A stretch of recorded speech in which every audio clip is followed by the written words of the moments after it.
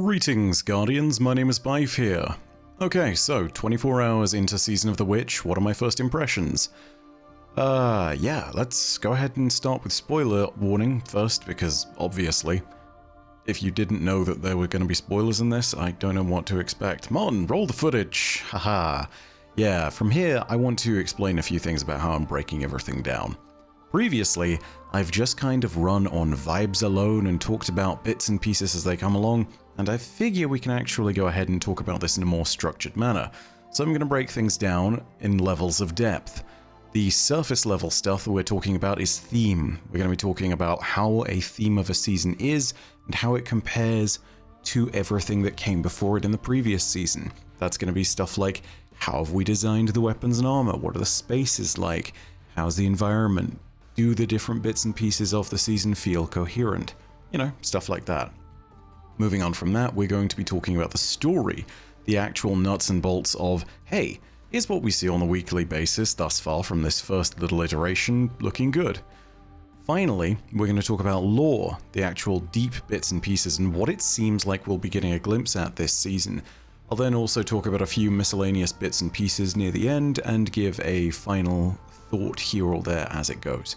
So, yeah, let's start with the theme. This season, Season of the Witch, is all based around more of Eris's witchy occult vibes, but dialed up to 11 compared to Season of the Haunted, and most definitely with less of a callous theme. Everything feels a lot more cohesive now. Seasonally speaking, the identity this time around feels a lot stronger than Season of the Haunted, but also feels a lot stronger than Season of the Deep ever did. The subnautical theme that Deep had its moments, but this time the season leans into something which I think Destiny is known for and that Destiny does really well, something that is very strong. To give you a little bit more expansion on that, the weapons and armor from the Season of the Deep definitely did feel more distinctive, given that they were taken weapons, but the armor from the Season of the Deep felt less distinctive, given that it was basically just, you know, dive suits. And there's only so many ways you can make a dive suit feel unique. The armor this time around, on the other hand, makes it feel like you are indeed one of the Hive acolytes of Eris Morn, and that's a really cool theme. More Hive armor is never bad. I think people very much enjoy it. Also, yeah, the Deep exotic armor felt a lot weaker in terms of its theming as well, and the lore behind it didn't feel as relevant, in my opinion. The only one that did feel very relevant to anything to do with the story was the Warlock piece, and that was kind of disparate from everything else in the package. Overall, I think it was weaker. The Witch exotics this time around feel very in tune with things, except for the Titan one, which, I don't know, it's more about the solar side of things. That one's more disparate. But the Warlock and Hunter ones fit right in with what's going on. You literally have stuff to do with briars and the whole thing of like hags and occult thorny nonsense that would go on down in the middle of a Dark Witch's wood with the Warlock one. The Hunter one, however, is a triumph. You throw moths at people. I don't even need to read the lore tab on that one to just know that there's going to be some excellent stuff in there. And even from theme alone, that's really cool. Of course, also, there are the weapons that we got this time around from Season of the Witch. Slightly hivey guns for the legendaries. Again, deep weapons were better because they were taken. Taken weapons are always going to feel much stronger. As for the exotics this time around, or at very least the seasonal exotics, yeah, I think if you look at something like a Hive Boomer, it's going to feel stronger than an electric arc auto rifle that people are always inevitably going to compare to something that came before. Yeah, the stuff about Dr. Pell was neat, but it was so deep in the lore that it was kind of hard to identify with. This is a Boomer, clear and obvious from form and function, and it is cool. Not to mention the little cards at the very bottom there feed into stuff we're going to talk about later. As far as the theming behind all the gear is concerned, it's looking really good. But what about the activities? Well, comparing things to the Season of the Deep, I do think they're kind of on par, but it's going to really depend on preference here. The actual diving part of the season versus the ritualistic summoning circles and invocations, again, they could feel on par according to preference. For example, Season of the Deep's deep sea portions, including the dungeon, did a lot to summon back my primal terror of water. Hive rituals and uncovering secrets, on the other hand, will always feel really strong, and it feels like it has a coherent place within Destiny's narrative. This, combined with the Deck of Whispers, is a great addition because the two feel like they go hand in hand with Savathun's entire theme of secrets and knowledge and not truly getting the whole picture. By the way, oh my gosh, let me gush for a second about how cool the Deck of Whispers is conceptually. It is perfect. So perfect for the theme of this season. First of all, of course, it is Deck of Whispers. There's all sorts of nonsense to do with weapons of sorrow that one could pick up on there. There's all sorts of nonsense to do with the greater power of the deep that the Hive do sort of hold on to. But also, it's styled like a proper tarot deck, both in terms of its visual aesthetic and its naming properties. That's a genius choice. Granted, it's changed around a bit. You know, you have things like the Lie, the Truth, the Sisters. None of these are necessarily actual tarot cards, and there may be some small amount of overlap, but the point is that it's its own thing, and it's destiny flavored, and even the way that they are presented is awesome. Sort of circling in the Athenaeum, which, by the way, is also a great little hideout for Eris, and yeah, you can also see the eyes in the back of the sandbox. As far as even just down to those little touches and the arenas that you're going into too, to sort of talk a little bit briefly about environments, I think it's living up to what the Throne World can be. There's a decent amount of variety in there for what the Throne World palette is. It's nothing revolutionary. I think that there is some stuff which makes it feel more in tune with what's going on, but, you know, we're just treading some pretty shallow ground here. Unlike Season of the Deep, ironically, which made a big attempt to tell the story that had happened through its environments. You know, you had the whole gravity is screwed up on Titan thing with the suspended bubbles and air pockets that you had all over the place, which made a serious amount of the combat sections within the underwater bits, you know, feel as though you were a little bit more precarious. This time around, there's a bit less of that, but I still think thematically this is a really strong season. They have nailed the occult vibes, the idea of us being an acolyte of Eris Morn, even down to us getting a staff as our seasonal artifact, one that allows us to tithe to her. All of that is really good. Absolutely love where this is going. Now, to talk a little bit about the actual story of things. The cutscenes and the new concept behind the season are, thus far, within the first 24 hours, really compelling. And I think it's great not only because of the fact that something dramatic happens, but because this pushes the narrative forward in a really clear direction, not just for the story of Lightfall to final shape, but also for the story of all the characters involved, particularly Eris. On that note, Eris's transformation cutscene is going to, in my mind, be one of the more powerful moments of storytelling this year, if not in the last few years. She's a character that's now been with us for nearly a decade, and to see her take on what may be her final metamorphosis if she doesn't reverse course on this at some point, man, that gave me chills. Of course, as per usual, and as I love to do on this because it's oh so consistently true, I need to give the voice cast props. Everyone who has done their role has done fantastically this time around. Of course, it's very easy for us to all go ahead and point to the consistently fantastic performances of individuals like Morla Gorondona, who is the one who voices Eris Morn, and just sit there and say, yeah, it always is good. But you know what? I'm still impressed with everybody within the cast, whether it's the voice actors and talents behind Imaru or Maro Jano, who is of course responsible for the voice of Ikora now. You've all done well. You've all done an amazing job. I love what's happened with this season thus far, and as far as the story moments are concerned, you've done a really good job to show how powerful this moment is. Now, all of that being said, that's just one side of things. That's about how the cinematics and whatnot made us feel. That's about voice talent. All of that is good.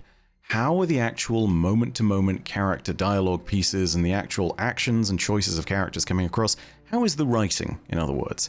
I think it would be fair to say that the writing this time around feels consistent and strong with where the characters are, and also everyone is in this place where they've been presented with a really interesting gambit. Of course, that actual gambit is the plot thread here, which we're seeing unfold, and that's only possible because of the context of the desperation that the Witness has put us all into. We know that if we don't work together, then we're all screwed. So ultimately, without that context, this entire season would feel off-base and ridiculous and like bad writing. But as it stands, this feels like a drastic choice that Eris has made, and it feels entirely within character, because this is where the stakes are. This is good. Eris turning into a hive god, and I will talk more about that later because that is actually confirmed to be what happened. Yeah, it makes a ton of sense. Not just from the standpoint of, okay, we need to stop the witness, and in order to do that, we need to take the heat off of Savathun's brood by going after Xivu Arath, but also, it makes sense from the standpoint of Eris's own character. You know? If nothing else, this I think is where we should start talking about Eris, because, yeah, from the perspective of the choices that she makes, and from the acting that comes along with it, and even just from the writing, I think it's fair to say that she is, as she should be, in this season, the strongest character. You know, she chooses to become a hive god so that we can all succeed. This is one of those moments where it goes very much in line with the things that she's always done. She's willing to sacrifice in order to make sure that humanity continues, and she knows that any power, no matter how grisly, is one that she should be able to put to the test so that we all benefit. This has happened before with Stasis, it happened when she made the Touch of Malice, it happened when she first ventured into the pyramids in Shadowkeep, it even happened all the way back when we first met her, back in the time of the Dark Below. This is consistently what Eris has done, and people have always sat there and doubted her, and she has just continuously taken step after step forward and done something that has saved humanity every time, regardless of what people thought. She is now, I think, at the point where she doesn't care what people think, she knows her results speak for themselves, and she doesn't care how far she needs to go in order to save the rest of us.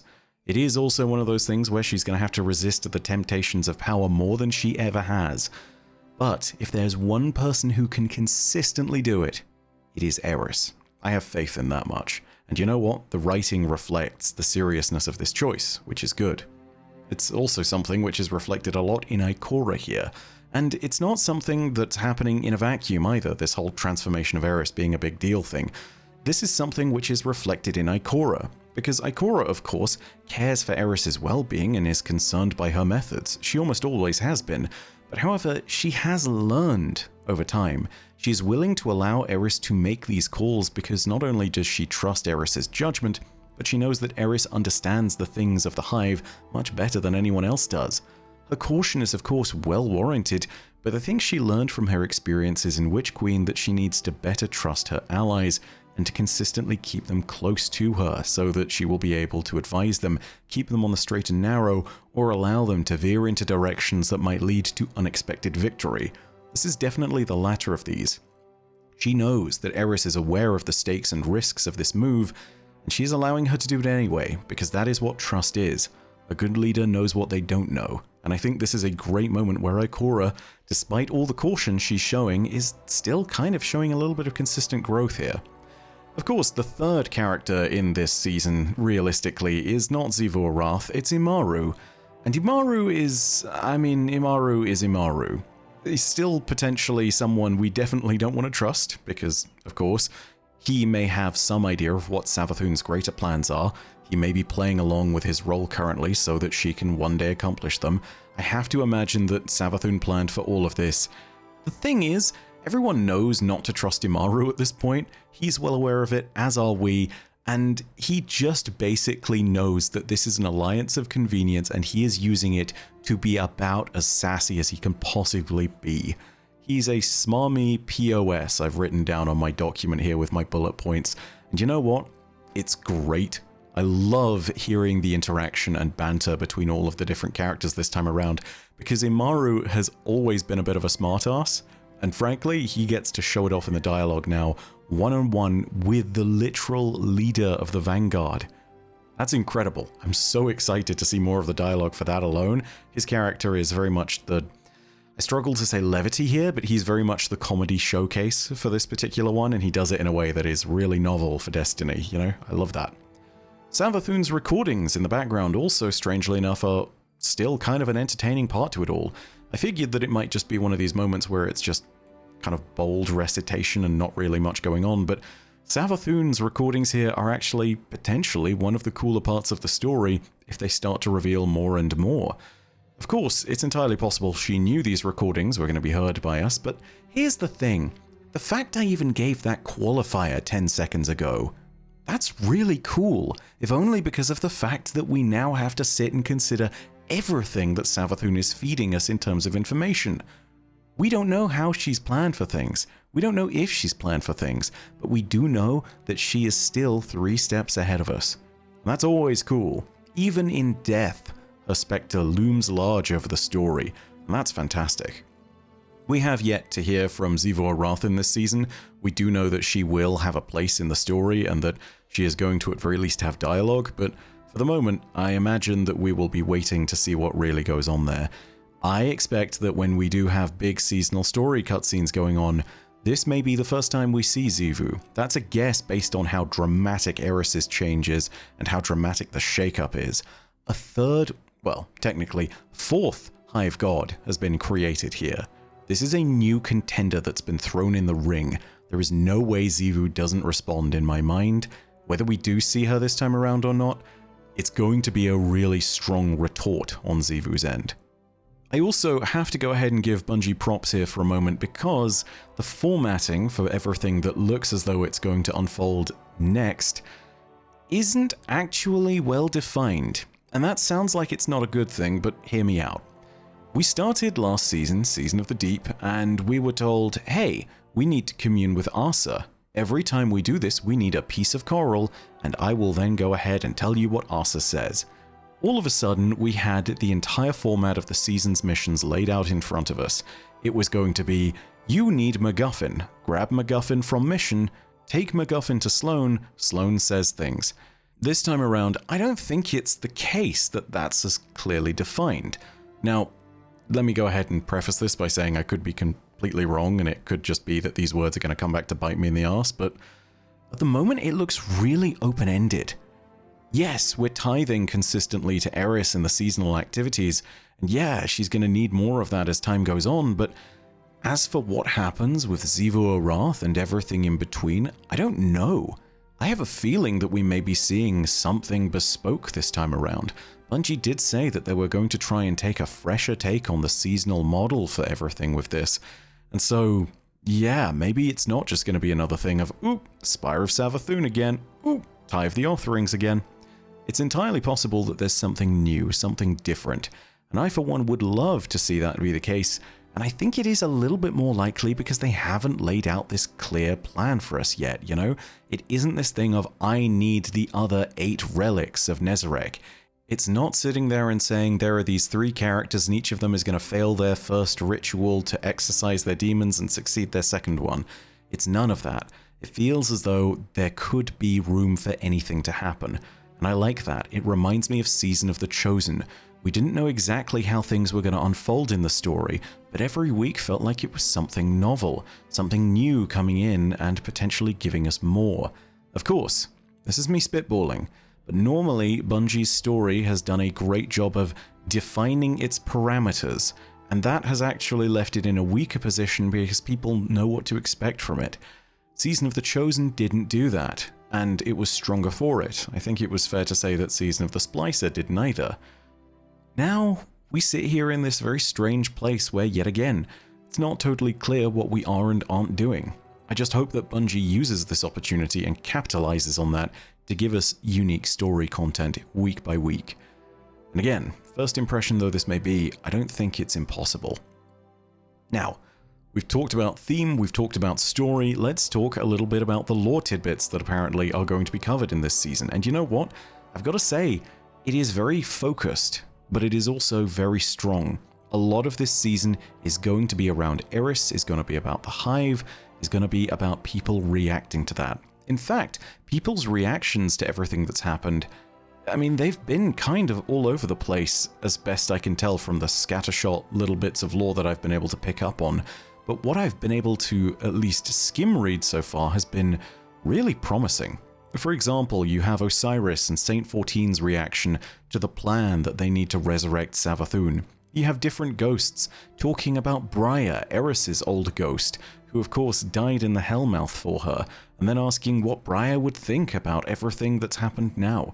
You have the Drifter's reaction to Eris, which I think may surprise a few of you, but maybe didn't surprise me and a few others who kind of know what his dynamic is. We've got members of the Tower hierarchy reacting to this moment, such as Master Rahul, who, I mean, read the seasonal artifact lore, you'll see at least another copypasta in there that made me chuckle the first time I opened it up at very least. And of course, this also means that we're unpacking more lore to do with Eris's past. I already spoke about her ghost, Briar, and the various others who died in the Hellmouth, but there are more interactions to her than just this. There are also more notes about her interactions with the Hive as both a culture and a people. So it's interesting to read all the little tidbits there because it tells us so much more, and a lot of this can be discovered in the new lore books. One of which, by the way, is formatted very interestingly. It is a book called Sororicide, in other words, the act of murdering one's sister or sisters. Eris seems to be writing this book. She's gathering the disparate writings of the other Hive gods at this time as well, and lo and behold, she has begun the first entry in it, titling it as Verse 8-1. Yep, Eris is writing an 8th book of sorrow. That is awesome. And perhaps more importantly than that, some other little tidbits coming along from this, right? First of all, we see on the front cover of this book, yeah, sure, the worm in the center, whatever. Look at the corners, right? In the bottom right, you have the sigil for Oryx, the Taken King. In the top right, you have the sigil of Savathun, who is, of course, the god of lies and deception. Bottom left, we have another sigil, which I have to presume is the upcoming sigil of Xivu Arath, the Hive God of War, who we've never actually seen the symbol of before. And in the top left, we have Eris's symbol, the symbol of Crota's Bane, now the symbol of something new. And it's at this moment that I want to send all of you out into the summoning activity. Go and play it a whole bunch, because in there I want you to hear a line for yourself.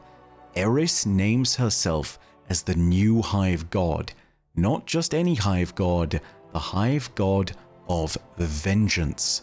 That is a huge deal. Not only does it make perfect sense for her character arc and everything that she's been doing over the last decade, but also it perfectly exemplifies perhaps one force that can maybe be more destructive and more powerful than war. Vengeance. Because no matter what, even when two sides are conducting war, the desire for vengeance, the willingness to conduct it, it runs thoroughly through everything. And Eris has channeled that. She has also got guardians at her beck and call, tithing to her. And our act of even killing the Lucent Hive feels like it channels vengeance well. She has a line where she says, "Let us show Xivu Arath what it is to be Hive." And I think she means it. This title that comes in this moment as she has ascended into a Hive God is perfect. I cannot think of a better moment in the narrative where a character has jumped into a new section of their arc and has owned it in the way that they have. This is not the unsteady stumbling of Osiris or Saint 14 struggling to understand his place in the world where he may have caused harm. This is Eris sitting and accepting who she believes she is. Vengeance personified, something that she has been for hundreds of years and has now used to ascend. That is an awesome piece of lore. And it also makes me really excited to read this book, because remember, the authors of the Books of Sorrow have been very interesting. Whilst I couldn't actually find anything on the 6th Book of Sorrow, I'm sure someone will let me know where that is because I've clearly forgotten it down below in the comments, the first 5 Books of Sorrow were authored by Oryx, the Taken King. The 7th is a creation that's sort of a, I hope YouTube doesn't smash me for saying this, a bastardization of the entire process. It's the discoveries made by the disciples and shadows of Yor, who were ones that were creating Thorn and following in the footsteps of Dredge and Yor. However, this 8th book is once again being written by a Hive God, and it is telling of various different things that she has learned. This makes it one of the more important texts that we've received in years, and I'm very excited to dig into it. In fact, it may be some of our first lore that we get this season as far as video content. So yeah, really, really exciting on that particular front. Of course, there are some other storylines and tidbits that I want to go ahead and mention. The ever-present shadow of Savathun still lingers, as I said earlier, and inevitably there will be lore pieces on that, I'm sure of it. There, of course, is going to be a little bit more perhaps on the nature of the Witness right now. Maybe not from its perspective, but on how it's impacted the system. There are some cool moments where I know that Ikora sits down and has a conversation with Keitel about how everything is going with our current plan, and she informs her that we do indeed plan to resurrect Savathûn. That's a really interesting conversation. Eris also names some really interesting figures here. In her ritual cutscene, she seemingly names a worm god we've never heard of, naming it alongside Saita and Akka. Very interesting. Not entirely sure what's going on there. I'm going to do some research and digging to see if we know any more about that figure. All that being said, there is a ton to jump into. I'm really excited for this particular round of lore. I think that it actually covers topics that people in the lore community, at very least, are imminently keen to get more stuff on all the time. I'm just really, really excited for that. Whilst there was some really strange and cool stuff going on in Deep, I think this stuff is just dripping with lore. It's excellent. Nothing here seems like it misses, and I'm very excited to cover it. Also, some other miscellaneous things from everything going on, now that we've covered both the story and the lore, and we also talked a lot about the theme. Now, this is more kind of to do with how things are going in the more meta sense. So, mostly, I think that this season has landed well within its first 24 hours. I think people are really digging it thus far. The words I heard on the showcase to do with Final Shape are cautious optimism, but enthusiasm seems to be what I've seen from players outside of the PvP community, of course, on everything that's going on with this season now. I'm just gonna, I say this every time as a disclaimer, but can we just go ahead and throw out there that I'm never talking about the PvP side of the game for the most part? Just in the same way that good Sir Jake, Ganeda Jake, doesn't watch cutscenes, I'm not sitting in Crucible lobbies for 5 hours every day. I can't give you a play-by-play, I can't give you a state of the game as far as the Crucible's concerned. So, yeah, don't expect me to be talking about that side of the game.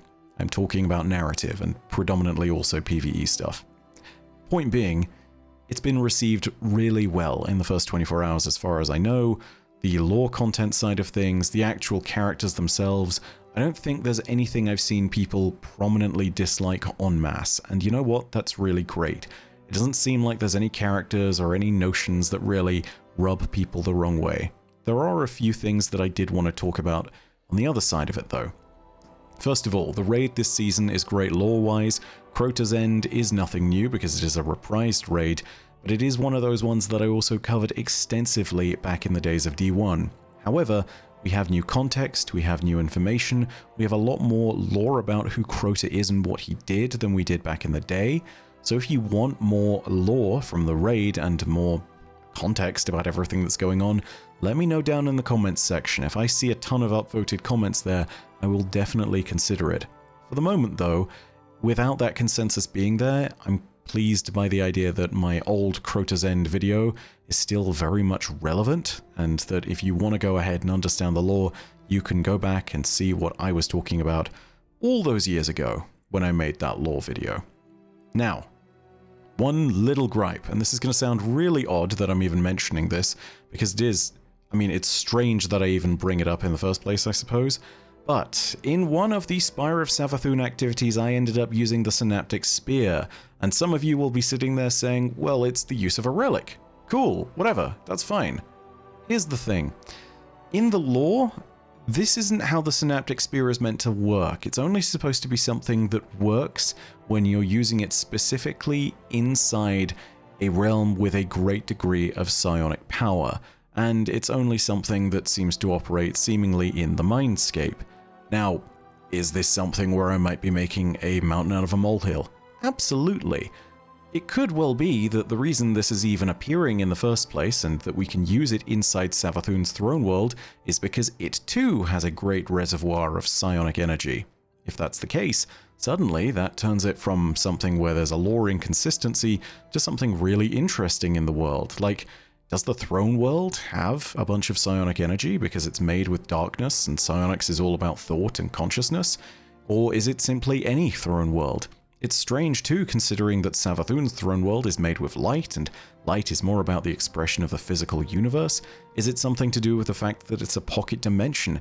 Is it specifically because it's being wielded by light bearers and is being used against other light bearers in some instances? I don't know. I'd love clarification on this. It is, however, the tiniest of gripes alongside everything. I can forgive a relic like this being used in such a manner. This is not a big deal. As far as I'm concerned, it is a tiny little pivot that I'd love to see from the narrative team as far as clarification, but honestly, yeah, if this is the only thing that goes wrong this season, cool. 9.9 out of 10. Whatever. Really, it's not important in comparison, but I thought it was worth bringing up, if only because, hey, maybe it leads to some really interesting lore about how Throne Worlds, the Darkness, Psionics, Guardian's Light, and maybe Savathûn's Throne World in particular interact. So, yeah, we'll see. So, all of that's been said. I've given you an overview of a ton of things. These are my 24-hour first impressions, but overall, I want to leave you with these last few notes, and realistically, a question that I think a ton of people are going to be asking and trying to answer, which is, what does Destiny's story need right now? In this moment, as we approach Final Shape and come off of the tail end of Season of the Deep and Lightfall, we are now in a place where we have some more answers. We have a better understanding. There is an upswell in community sentiment, as best I can tell. There are still, of course, people who are burned. There are still people who are jaded. And there are definitely still PvPers who are not happy. Sure, whatever. All of that, push it to the side. We are not at the very bottom of the barrel anymore as far as sentiment seems to be concerned online. And that's really nice to see. Even if it is based on cautious optimism. What does the story need to do now, in this moment between Lightfall and Final Shape? Sounds really stupid to even say it, but it needs to be satisfying, and it needs to be consistently excellent. Bangers all the way to Final Shape is what I've written in my notes here, but I don't think it needs any less than that. I think right now, Bungie needs to show people that, hey, you know, we had our experiment where we went ahead and tried to make a narrative over these different seasons that was somewhat disconnected between the expansions so that we could lead one expansion into another. It didn't work. We are rectifying that. This will have been some of the first moments at which they've been able to respond to some of the critique that has happened in the time of Lightfall, and it won't be all over the place. It will definitely appear more as time goes on. But I think we still, regardless, need to restore confidence in the story. Thus far, this is a really strong way of doing it, and I'm super glad that this is something that I walked away from the showcase feeling excited about. Hell, I'll level with you guys. This, for me, was the most exciting thing of the showcase. Walking away from it, I was more excited for Season of the Witch than I was for Final Shape, because Final Shape has a huge amount of expectations lifted on it. But Season of the Witch is giving us something that seems really awesome right now. It feels like the second of many correct steps required in this long journey to making sure that Final Shape lands well. However, we are only 2 steps into that journey. Yes, we had Season of the Deep, which is regrettable because it was our first step out of everything that went wrong with Lightfall, according to the vast majority of the community, and that was never going to feel good regardless of what it was. I think under different circumstances, Season of the Deep would have actually been viewed very favorably. Now though, I think that we're in this place where we just need to keep taking those steps forward. And yes, we are 2 seemingly correct steps into the journey right now. However, as the saying goes, 2 steps forward, 1 step back. We need to make sure that we avoid that. I don't know what 1 step back looks like, and I don't know what 3 steps forward looks like, but we're certainly going to find out. The season landing within the first 24 hours was important. But the next 24 hours, and the next 24 hours after that, and then after that, all of those are going to matter from this point onwards. The narrative team has put themselves in an unfortunate and precarious position with Lightfall, and they know that. They are well aware of the pressure. Me sitting here and saying it on a video is not going to make it any better. They also know that every single moment from here until Final Shape is something that their record is being judged on quite heavily. They need all of these different story beats to land. They need only bangers from here until Final Shape, and they know that well enough. So I'm going to stop whittering on about it because ultimately that's the end of the video and nothing more is going to help. So there we are. that's my thoughts 24 hours into the Season of the Witch. Thus far, I think it has been very good, but it needs to continue to be good further down the line. Now, if you want more content for all of this, go ahead and hit subscribe. I'm planning on getting a ton of videos out over this week. I will try and do daily content, but I'm very busy. So if I drop 1 or 2 days, don't be surprised. Also, I'm going to throw this out there as well, for those of you who are interested. We're covering more content on Baldur's Gate 3 over on Baldur's Gate and Beyond. This is myself, Captain Robert, and Sam. If you want to go ahead and catch some of our content, we recently released a Barbarian guide that I was able to voice. I'm going to be working on a massive build guide video for you on there, which, I mean, I wrote the script for this thing while I was inspired, and it's 26 pages long. So, yeah, I'll leave the link to all of that down below in the description as well. In the meantime, though, thank you so much for watching, and if you did enjoy the video, know that your viewership, as always, is quite enough for me. And that in the meantime, my name is Bife. Perodacia ad Astra. I'll see you, Starside.